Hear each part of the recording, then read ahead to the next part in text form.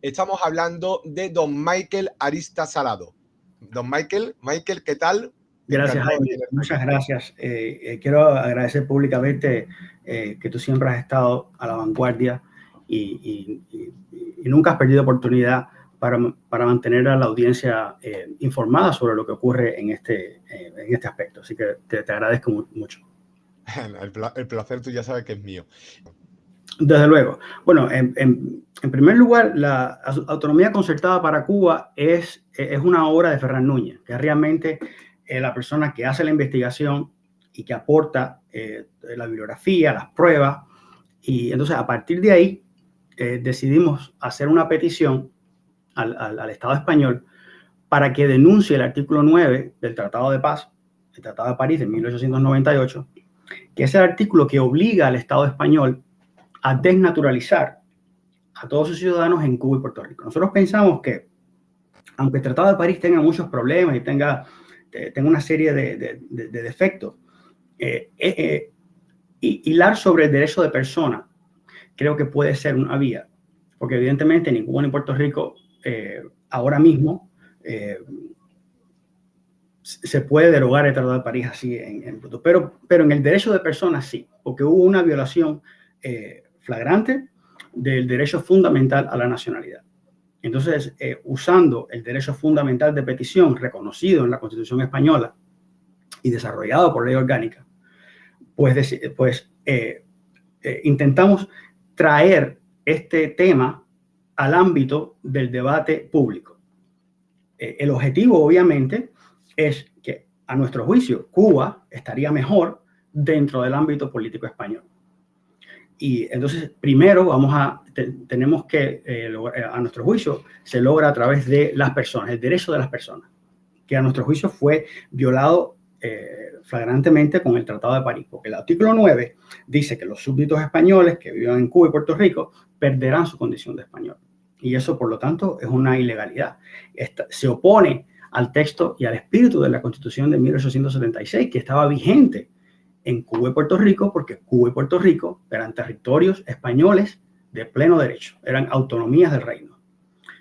Por lo tanto, o sea, incluso algún teórico o algún abogado dice que en 1897 ocurrió una naturalización masiva, y esto no es así. O sea, los naturales de Cuba y Puerto Rico son territorios españoles desde el momento en que se incorporan a la corona de Castilla. O sea, yo siempre digo que los cubanos fuimos españoles antes que los navarros. Entonces, bajo ese prisma, o sea, visto así, yo pienso que es un problema de injusticia y es un problema de restablecer un derecho que nos corresponde, que es el derecho a la nacionalidad española. Y ese derecho habrá que ir a pelearlo donde sea. Por supuesto, dentro de los parámetros de la civilidad, etc. Entonces, bueno, en octubre de 2022 pusimos la petición ante el Consejo de Ministros y recibimos respuesta que fue notificada el 20 de marzo. Finalmente ya tenemos respuesta sobre esa petición.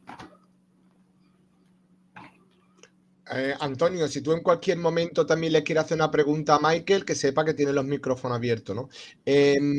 Vale. Michael, perdón, Antonio, ya te vuelve ese alma rebelde, ¿no? Digamos, ese salmón contracorriente. Yo vivo en constante contradicción. Cuando yo era adolescente, estaba en Cuba, el ideal era la república. O sea, la república era el ideal porque obviamente era el pasado inmediato en el cual nosotros vivimos un resurgir de las instituciones, o esa es la historia que nos hacen. Entonces, ese era el referente. Cuando me fui de Cuba, que empecé a indagar un poco más, me di cuenta de la violencia con la que los españoles fueron despojados. Y quiero decir dos cosas en relación con un comentario que está puesto aquí. Cuba no le hizo la guerra a España. O sea, decir que Cuba le hizo la guerra a España es como que España le hizo la guerra a España, porque España tuvo guerras civiles. O sea, no tiene sentido. Y por otra parte, culpar a toda la población, porque además hay que recordar que los voluntarios, o sea, la cantidad de españoles en Cuba que estaban peleando por España era mayor que que los que estaban queriendo separarse. O sea, si fuera tan así, no hubiese durado, ¿cuánto? 10 años la primera guerra civil, y entonces al cabo de los 10 años, o sea, ¿cómo se come eso? Entonces, hay muchas preguntas en la historia, en nuestra historia, que no conocemos y que hay que seguir preguntando. Entonces, eso responde muchas veces ¿por qué hay estas inconsistencias en la historia nuestra? Entonces, esa es la primera parte. Cuba no le hizo la guerra, o sea, no tenemos por qué pagar por esa, que además no es cierto. No es cierto, porque hubo muchos cubanos que se opusieron, que se oponían a la independencia. Entonces, eso me parece que es importante dejarlo claro. Y por otra parte, sí, es un problema de injusticia que hay que reparar. Entonces, bueno, la petición nuestra fue respondida por el gobierno, lo cual yo pienso que aunque fue negada, es una buena noticia. Y estamos hablando que hay que verlo como una victoria. ¿Por qué? En primer lugar, porque no hubo silencio administrativo. Es decir, alguien dentro del ministerio se sentó y le dio taller a esto. Y me recuerda el filósofo Flynn, creo que es americano, donde habla de tomar el hipotético en serio. Entonces, alguien tomó la petición en serio y nos respondió. Entonces, ahora cuando nos preparamos para recurrir ante la Audiencia Nacional esta orden, es mucho mejor recurrir un acto administrativo que el silencio. Porque además, lo otro bueno que tiene esta orden es que es una postura del gobierno. Nos dice cuál es la postura que ante esta situación tiene el gobierno español. Y es muy interesante porque la petición es la denuncia del artículo 9 del Tratado de París por vulnerar la Constitución española, por vulnerar las leyes civiles fundamentales del reino. Sin embargo, la orden no entra a discutir el fondo de esta petición. Es decir, se va por elementos, digamos, técnicos, procesales, que no vienen al caso. Pero eso nos demuestra que no hay realmente un argumento de peso que pueda destruir, el razonamiento de que efectivamente los españoles en Cuba y Puerto Rico sufrieron una desnaturalización masiva y forzosa que vulnera un derecho fundamental a la nacionalidad. Una distinción importante entre Cuba y el Sahara es que es el tema de la naturaleza, la naturaleza de esa relación entre el territorio. Si prospera la legislación que le concede la ciudadanía española al Sahara, entonces la de Cuba y Puerto Rico es incluso más fácil. ¿Por qué? Porque Cuba y Puerto Rico eran territorios españoles de pleno derecho. Y el Sahara es territorio, o sea, España fue potencia administradora, pero porque existían lazos constitucionales entre algunas tribus, incluso anteriores, con el sultán de Marruecos, la soberanía plena de España está en entredicho. Por lo tanto, si la condición de potencia administradora es suficiente para conceder la ciudadanía española a los naturales del Sahara, entonces, como Cuba y Puerto Rico son territorios españoles de pleno derecho, la cantidad de pruebas que necesita es mucho menor. Me explico, porque España no era potencia administradora en Cuba y Puerto Rico, era sencillamente parte del territorio español. ¿Por qué? Porque la forma en que se adquiere el territorio es distinta en el caso del Sahara y en el caso de Cuba y Puerto Rico. O sea, evidentemente el objetivo es el mismo, pero la naturaleza de los lazos civiles son distintos. Y sobre esto, por supuesto, está la opinión consultiva del Tribunal Internacional de Justicia del año 76 sobre el Sahara Occidental, que es con todos sus votos particulares, que son muy interesantes de estudiar, donde entran a analizar cuál es la naturaleza de la relación entre España y estas tribus con las que se hicieron estos acuerdos, que es totalmente distinta a como ocurre en Cuba y Puerto Rico. Entonces yo pienso que es importante, no existe identidad de ratio en este caso, es a lo que me refiero. Claro, yo entiendo que sea distinto, pero bueno, uno de los elementos que yo creo que es muy beneficioso al analizar la respuesta del gobierno español es en los o sea, en la orden que emite el ministerio. Tenemos aquí, perdona, Michael, yo tengo el documento. Si tú quieres, cuando tú me digas, lo vamos sobreimpresionando. Porque, bueno. Porque tú, al final, lo que podemos decir, tú lo que pides, que además muy bien lo ha dicho, creo que es un movimiento que, además me consta, ¿no? Me consta porque yo tengo muy buen contacto con el presidente de Adelante Reunificacionistas de Puerto Rico, el señor José Lara, y es un movimiento mancomunado de puertorriqueños y cubanos, porque partís de la misma situación y del mismo hecho histórico. Y además hay una cosa que tú creo que haces muy valientemente. Por cierto, animo a todo el mundo a que visiten la cuenta de Twitter de Autonomía Concertada para Cuba, que es Cuba Autonomía, me parece que se llama, ¿no? Autonomía, correcto. Cuba Autonomía. Y ahora también lo pondremos, lo sobreimpresionaremos para que lo podáis todo agregar a la cuenta de Twitter de Cuba Autonomía. Claro, es que partimos de mucho, digamos, muchas nieblas en la historia, ¿no? Yo te digo porque aquí al otro lado del charco hay una realidad que está impregnada de esa leyenda negra, de qué es lo que tú has dicho, ¿no? No, es que los cubanos no se puede extrapolar a los puertorriqueños, no es el mismo caso, como si fueran dos gente totalmente diferentes. No, los cubanos no se quisieron independizar, los puertorriqueños no. Bueno, es lo que tú has dicho. O sea, cuando hay un proceso de secesión, no de independencia, de secesión, porque no son territorios que hubiesen previamente. Es que tenemos que hablar con propiedad y con mucho cuidado con los términos que utilizamos. Cuba nunca se había independizado de Cuba, puesto que Cuba, igual que España, no existía antes de la propia formación de España. Es que tú bien lo has dicho, es que Cuba pertenece. No, perdona, vuelvo a corregir, porque esto hay que empezar a leccionarnos todo. Es que Cuba es España antes incluso que el Reino de Navarra. Exacto. Entonces, ¿cómo podemos decir que hay un proceso de independencia cuando ni Perú, ni Bolivia, ni Argentina, ni El Salvador, ni cualquier otro territorio había sido previamente México, como dice el señor López Obrador? No, señor López Obrador. Usted podrá hablar del Imperio Azteca, el que, por cierto, no coincidía con los límites territoriales de lo de que fue dejó el virreinato de Nueva España, que ya sabemos cómo terminó con el fraccionamiento y con México, ¿no? Perdió 3/4 o más de la mitad de su territorio, ¿no? Pero es lo que tú dices. Hay mucho malentendido, ¿no? Hay mucha idea de que, no, Cuba fue la provincia rebelde, Cuba, no. Mire usted, ¿dónde se tejió la bandera cubana? ¿Dónde se tejió la similitud entre la bandera cubana y la bandera puertorriqueña? No son casuales. Es que las casualidades de la historia, ¿verdad, Michael? Sí. Son más bien escasas, ¿no? Y hay que mirarlo con lupa, ¿no? Correcto, pero una de las cosas más interesantes, por ejemplo, que pudimos leer es que el Ministerio de Asuntos Exteriores dice taxativamente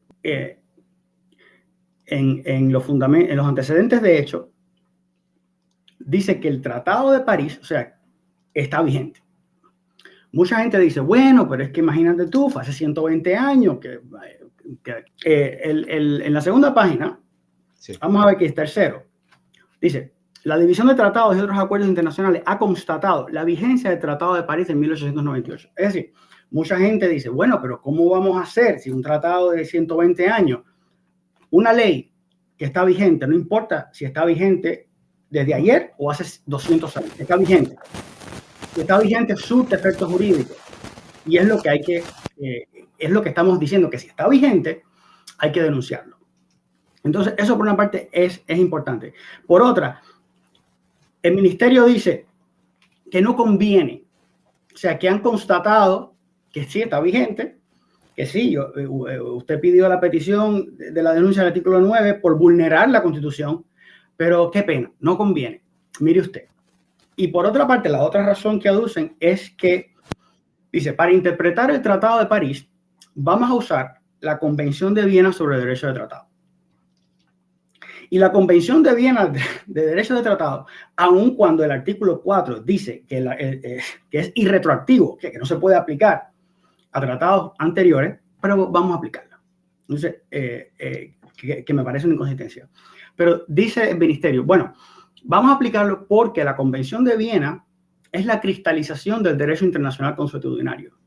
Y ahí a mí las orejas me explotan. Porque si tú me dices que la Convención de Viena es la cristalización del derecho internacional consuetudinario, entonces la Declaración Universal de los Derechos Humanos es la cristalización del derecho internacional consuetudinario en materia de derechos humanos. Y los artículos 12 a 17 de la Declaración Universal de los Derechos Humanos dice claramente que toda persona tiene derecho a una nacionalidad.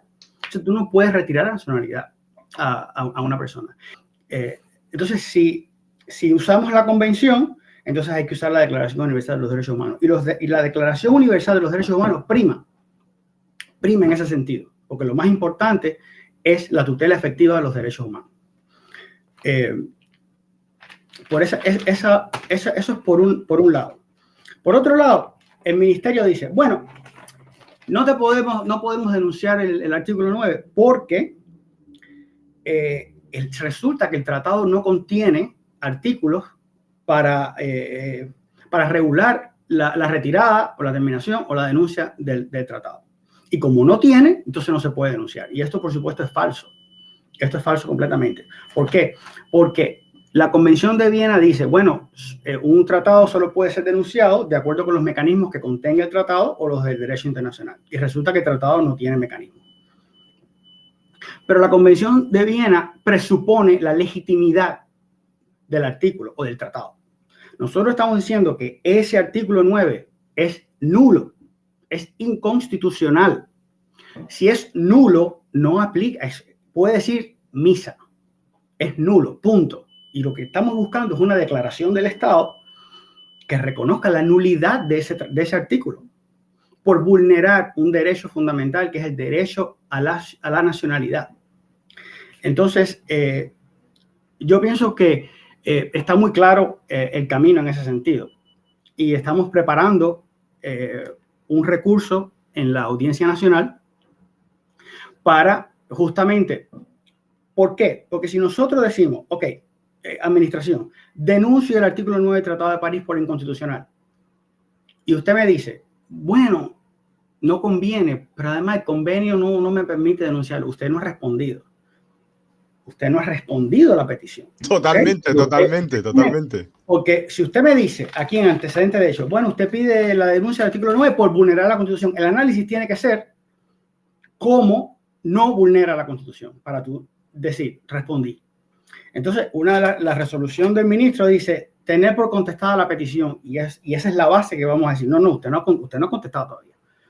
Usted tiene que demostrarme que usted tiene que responderme lo que yo le he preguntado. Yo no le puedo decir, saliste ayer y usted responderme, me gusta el chocolate.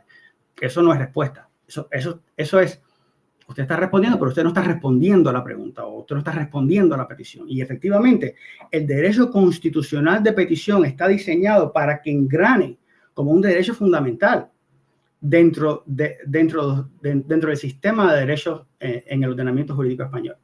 Y tiene que tener una coherencia. O sea, yo no pido bobería, sino espero que la respuesta sea consecuente.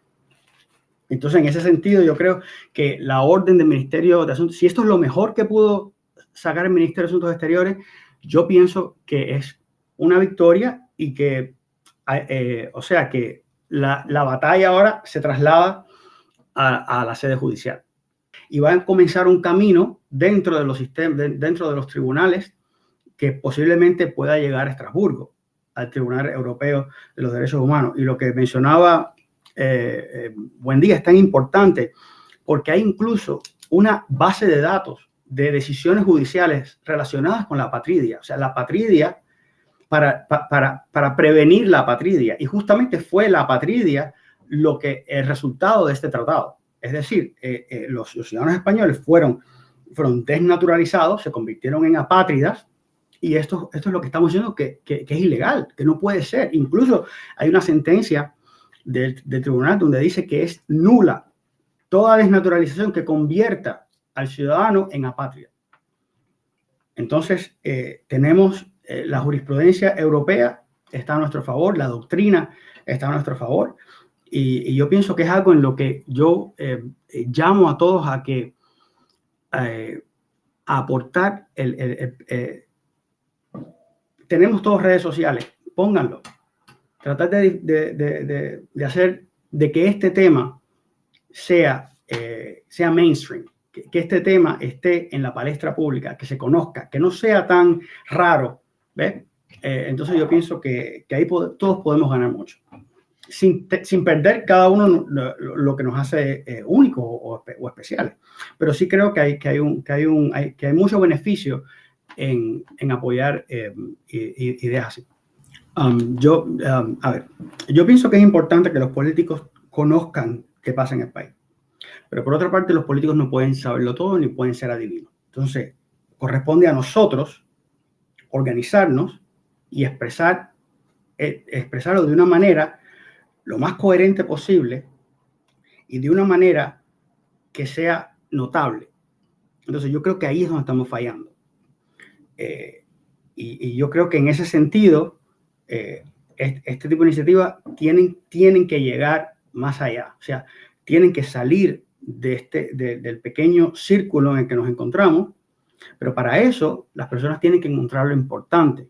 No solamente importante, sino que les afecte, o que me afecta a mí, o afecta a un compatriota mío, o que yo me preocupo porque otro español sufra, o que otra persona sufra. Entonces, si un video de TikTok se hace viral y no tiene mayor trascendencia, ideas que son pesadas, tenemos que buscar la forma de trascender y de decir, esto es importante que se sepa, que se discuta, porque estamos hablando de ciudadanos españoles lacerados en su derecho fundamental. Entonces, no importa si Cuba le hizo, suponiendo que Cuba le hizo la guerra a España, la cuestión es, ¿hubo derechos fundamentales vulnerados? ¿Sí o no? ¿Esos derechos fundamentales deben ser restituidos a los descendientes? ¿Sí o no? No importa si hubo guerra, si no hubo... O sea, eso no es la pregunta. Bueno, y el derecho, por lo menos, a poder adquirir de diferentes formas y métodos, pero sobre todo, Michael, ¿cuál es la perspectiva? ¿Hasta dónde estás dispuesto a llegar? ¿En qué te podemos ayudar los hispanos? Y sobre todo, como dice Antonio, o creo que también podría apoyar a Antonio, legislativamente, ¿cómo se puede hacer? ¿Desde dentro como fuera de España? Por todas partes hay que hacerlo. O sea, el objetivo es dar a conocer esta idea, dar a conocer los puntos fundamentales sobre los que se basa la idea de la violación al derecho fundamental a la ciudadanía, para que dentro del derecho de personas se reconozca la responsabilidad del Estado español. Independientemente de que fue, el otro punto es, bueno, ese tratado, no se puede olvidar el contexto, había una guerra, España estaba de alguna manera, estaba siendo coercionada por Estados Unidos, por lo tanto, si no es una manifestación de la voluntad, puede ser nulo por un vicio de la voluntad. El punto está en que por cualquier vía que se ataque, el objetivo es que se reconozca el derecho a la ciudadanía española de los descendientes de esos españoles, tan españoles como tú, que fueron sencillamente desnaturalizados.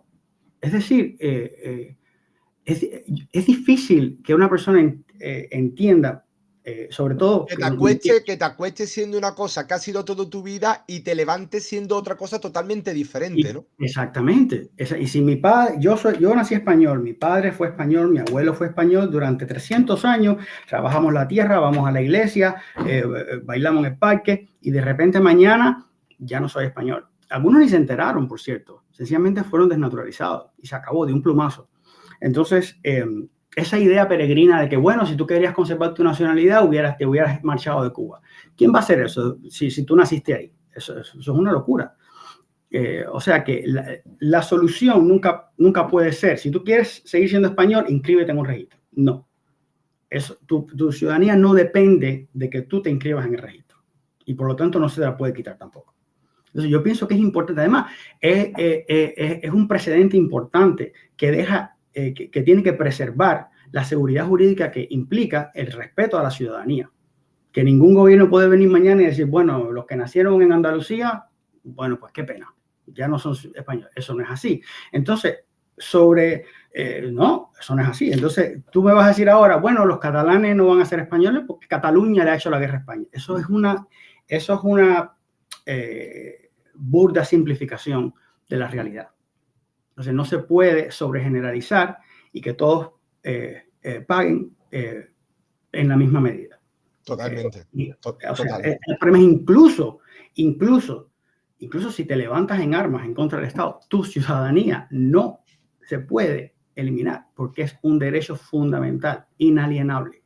Es más, los teóricos del derecho internacional en esta época dicen, un tratado solo puede legislar, o sea, el objeto de un tratado solo puede ser aquello que sea jurídicamente viable, es decir, aquello que esté in rerum natura, es decir, aquello que sea disponible para el Estado. El Estado no puede traficar con la ciudadanía porque no es un bien que está disponible.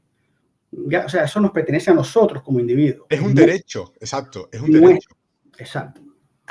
Mira, hay una cosa que voy a tomar nota y se lo voy a agradecer a Kaifer y lo voy a hacer a partir de ahora, que es cuando os voy a pedir un favor. Y además, Kaifer me ha dado esa idea, con lo cual te saludo desde aquí.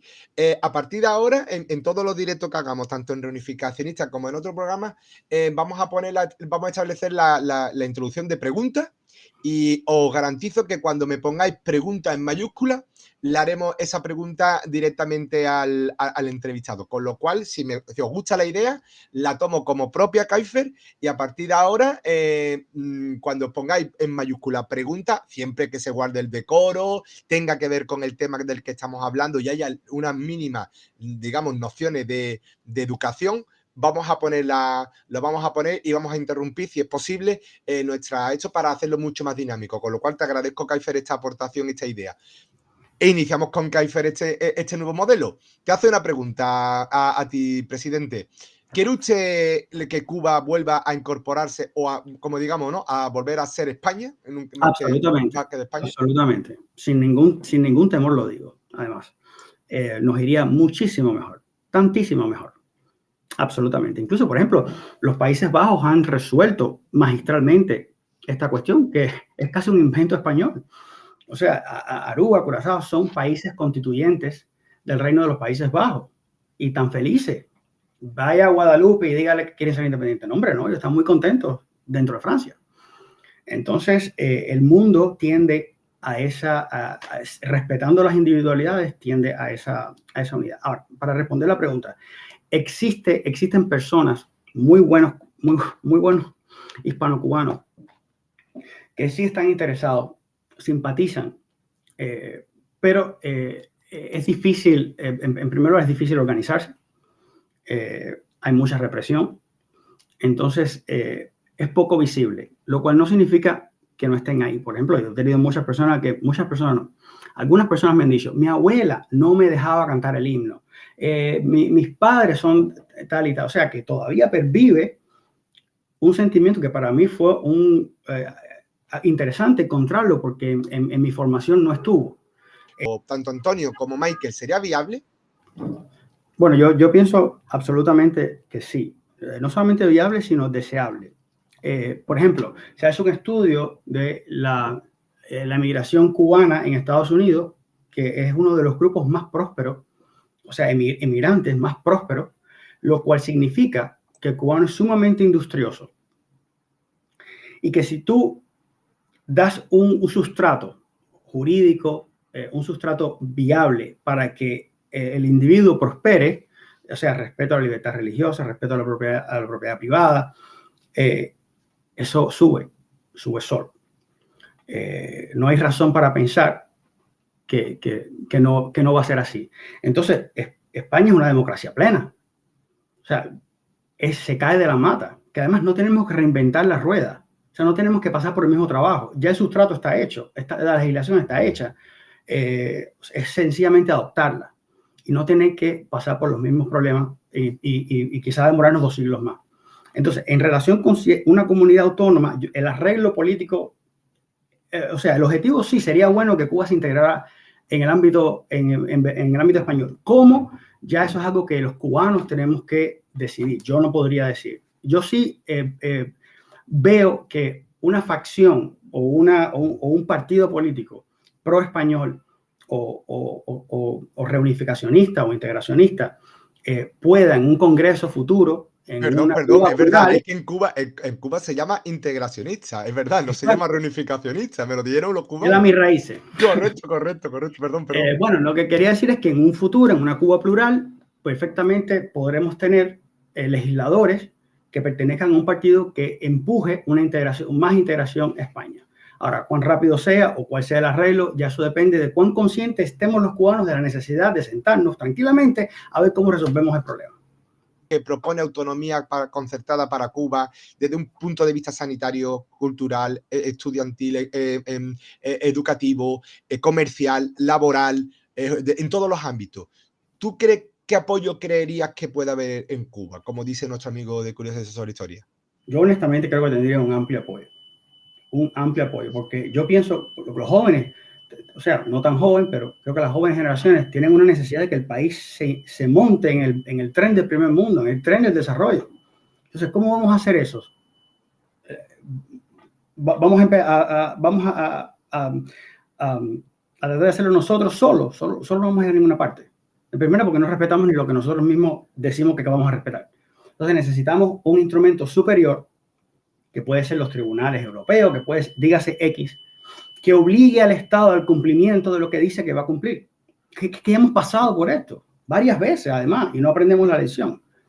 Entonces, yo pienso que eso hay que tenerlo, pero sí creo que tendría mucho apoyo. Y de hecho, cuando comparto estas ideas con cubanos, al principio pero luego es un problema de que resulta más fácil y resulta más beneficioso integrarse a lo que por derecho nos corresponde.